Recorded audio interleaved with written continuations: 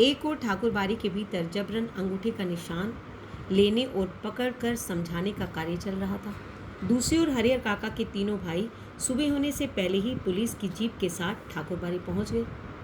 अब भाइयों ने क्या किया, पुलिस के पास गए और पुलिस की जीप के साथ ठाकुर बाड़ी वहां पर पहुंच गए। जीप से तीनों भाई, एक दरोगा, पुलिस के 8 जवान उतरे। पुलिस इंचार्ज ने ठाकुर बाड़ी के फाटक पर आवाज़ लगाई, दस्तक दी, लेकिन अंदर से कोई जवाब नहीं आया। अब पुलिस के जवानों ने ठाकुर बाड़ी के चारों तरफ घेरा डालना शुरू कर दिया। ठाकुर बाड़ी अगर छोटी रहती तो पुलिस के जवान आसानी से उसे घेर लेते, लेकिन विशालकाय बहुत विस्तार वाली थी। ठाकुर बाड़ी को पुलिस के सीमित जवान घेर सकने में असमर्थ साबित हो रहे थे। फिर भी जितना संभव हो सका उस रूप में उन्होंने घेरा डाल दिया और अपना अपना मोर्चा संभाल सुबह की प्रतीक्षा करने लगे। अर्थात वहाँ पर पुलिस ने क्या किया, जितना ठाकुर बाड़ी को घेर सकते थे उन्होंने ठाकुर बाड़ी को घेर लिया। अर्थात सुबह होने की प्रतीक्षा करने लगे कि ये दरवाज़ा खुलेगा तो हमें ये बात पता लग जाएगी कि हरिहर काका अंदर हैं या नहीं है।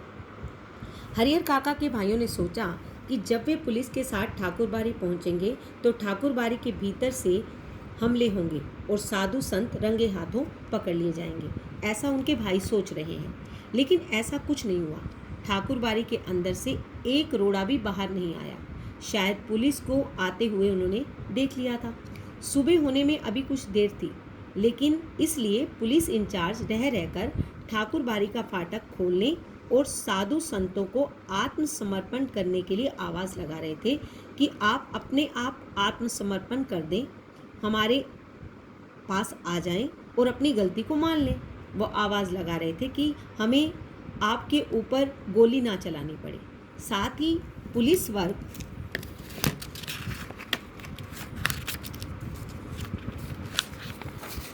की ओर से हवाई फायर भी किए जा रहे थे।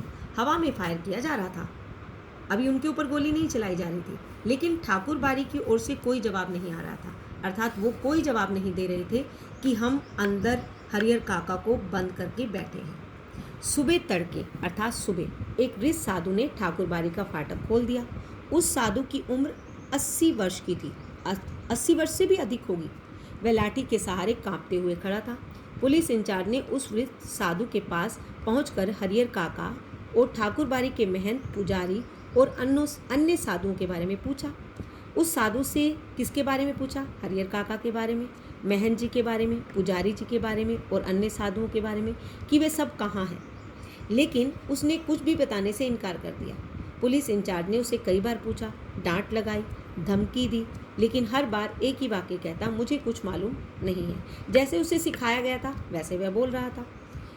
ऐसे वक्त में पुलिस ने लोग मारपीट का सहारा लेकर भी बात उगलवाते हैं, लेकिन उस साधु के बैग को देखकर, उसकी उम्र को देखकर पुलिस इंचार्ज को मटिया जाना पड़ा, अर्थात उसे छोड़ना पड़ा, नज़रअंदाज उसे करना पड़ा, क्योंकि वह बूढ़ा था, इसलिए उसे नहीं मार सकते थे। पुलिस इंचार्ज के नेतृत्व में पुलिस के जवान ठाकुर बाड़ी की तलाशी लेने लगे, लेकिन ना तो ठाकुर बाड़ी के नीचे के कमरों में कोई पाया गया, ना छत के कमरों में। अब वो क्या करने लगे? पूरी इंक्वायरी करने लगे। पुलिस के जवानों ने खूब छानबीन की।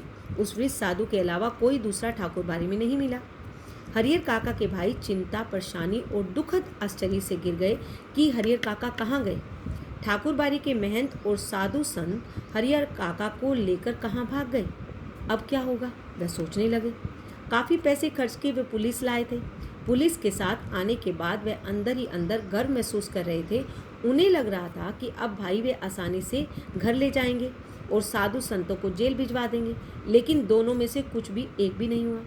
जो वो सोच कर आए थे कि हम क्या करेंगे कि साधु संतों को तो पुलिस ले जाएगी, अर्थात वो जेल में हो जाएंगे, भाई हमारे साथ जाएंगे, वो हमें अपना मानने लगेंगे और अपनी ज़मीन हमारे नाम कर देंगे। वो पॉजिटिव सोच रहे थे, लेकिन अभी तक ऐसी कोई बात नहीं हुई थी, क्योंकि उन्हें अभी कोई नज़र नहीं आ रहा था। ठाकुर बाड़ी के जो कमरे खुले थे उनकी तलाशी पहले ले ली गई थी। बाद में जिन कमरों की चिटकनियाँ बंद थी, खिड़कियाँ बंद थी, उन्हें भी खोलकर देखा गया। एक कमरे के बाहर बड़ा सा ताला लटक रहा था। पुलिस और हरिहर काका के भाई सब वहीं एकत्र हो गए। उस कमरे की कुंजी, चाबी मांगी गई, वृद्ध साधु से मांगी गई। उसने साफ कह दिया, मेरे पास नहीं है। जब उसकी चाबी उससे मांगी गई कि इसकी चाबी दे दो, हम देखेंगे इस कमरे को, तो उसने कहा कि मेरे पास नहीं है। जब उनसे पूछा गया कि इस कमरे में क्या है, तब उसने जवाब दिया अनाज है। पुलिस इंचार्ज अभी सोच ही रहे थे कि इस कमरे का ताला तोड़कर देखा जाए या छोड़ दिया जाए कि अचानक उस कमरे के दरवाजे को भीतर से किसी ने धक्का देना शुरू कर दिया, अर्थात उसके भीतर हरिहर काका थे। पुलिस के जवान सावधान हो गए, अर्थात वह अलर्ट हो गए कि अंदर कोई है, अर्थात उन्हें कोई क्लू मिला, अर्थात उन्हें ये पता लगने लगा कि अंदर कोई है। ताला तोड़कर कमरे का दरवाज़ा खोला गया। कमरे के अंदर हरिहर काका जिस स्थिति में मिले, उन्हें देखकर उनके भाइयों का खून खोल उठा, अर्थात उन्हें बहुत गुस्सा आया। उस वक़्त अगर महंत, पुजारी या अन्य जो जवान साधु उन्हें नज़र आ जाते तो वे जीते जी उन्हें नहीं छोड़ते।